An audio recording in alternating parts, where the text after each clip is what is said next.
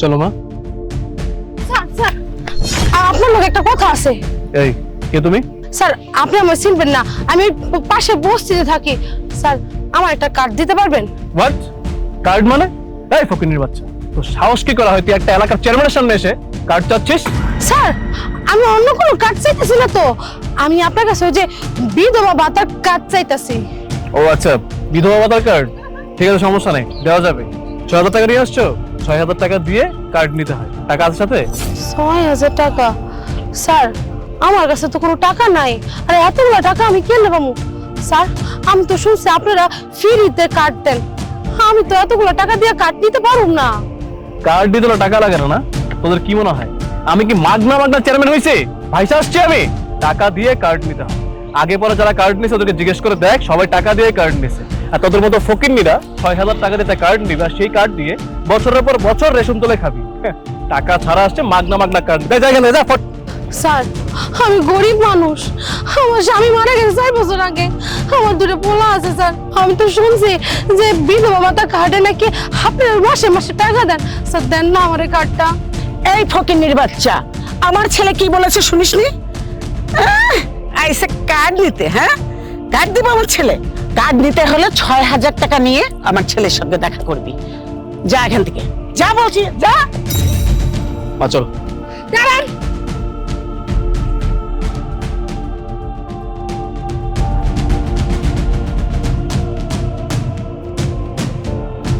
কোথায় যাচ্ছেন আপনারা? তার মানে প্রতিনিয়ত আপনি এভাবে গরিবদের টাকা মেরে খান, তাই না? এই আপনাকে চেয়ারম্যান বানানো হয়েছে কিসের জন্য? জনগণের সেবা করানোর জন্য। আর সরকার থেকে আপনাকে ফ্রিতে টাকা দেওয়া হয়, তাই বলে আপনি জনগণের টাকা মেরে খাবেন? সমস্যা কি আপনার? আর আমি অনেকদিন ধরে শুনছিলাম যে আপনি এরকম জনগণের টাকা মেরে খান, তাই আমি আজকে এখানে এসেছি আপনাকে হাতে হাতে ধরার জন্য। এই ফকিনীর বাচ্চা, আমাকে সব কথা বলার তুই কে? তোকে বলেছে কেউ আমাকে সে জ্ঞান দেওয়ার জন্য? আমি এলাকার জনপ্রতিনিধি, আমি খুব ভালো করে জানি কোনটা আমার করতে হবে আর কোনটা আমার করতে হবে না। আর কি বলছিলি? সরকার নাকি আমাদেরকে ফ্রি সব কিছু দিয়ে দেয়। তোর কি মনে হয় আমি কে চেয়ারে এমনি এমনি বসছি? আমার বাবার সব জায়গা সম্পত্তি বিক্রি করে সেই টাকা তোদের মতো ফকিনীদেরকে খাইয়ে তারপর আমি চেয়ারটা নিয়েছি। এই চেয়ারটার মর্মরা আমি খুব ভালো করে বুঝি।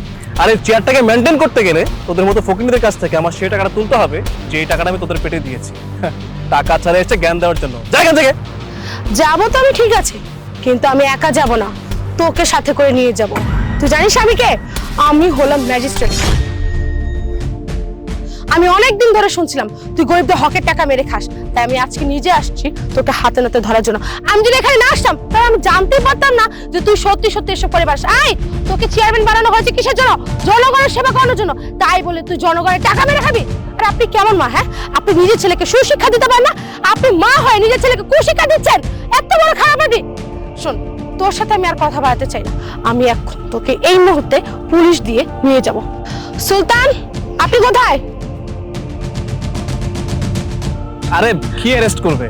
আমি বলছিলাম কি ম্যাডাম, আমি তো এলাকার চেয়ারম্যান, আমার একটা মান সম্মান আছে। এক কাজ করি, আপনি আমার সঙ্গে চলুন, একটু সাইডে যেয়ে আপনার সঙ্গে কথা বলি। আর আপনি একটা কাজ করুন, আপনার ওই অ্যাকাউন্ট নাম্বারটা আমাকে দিন, আমি যা দেওয়ার আপনাকে সম্মানে দিয়ে দিচ্ছি। আরে যে স্যার কষ্ট করে এসছে না, ওনার জন্য আমি সম্মানে রেখেছি। দুজনকে আমি মিলমিশ করে দিয়ে দিচ্ছি।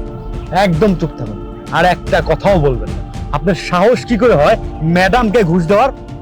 চলুন থানায় চলুন। এই যে আপনিও চলুন।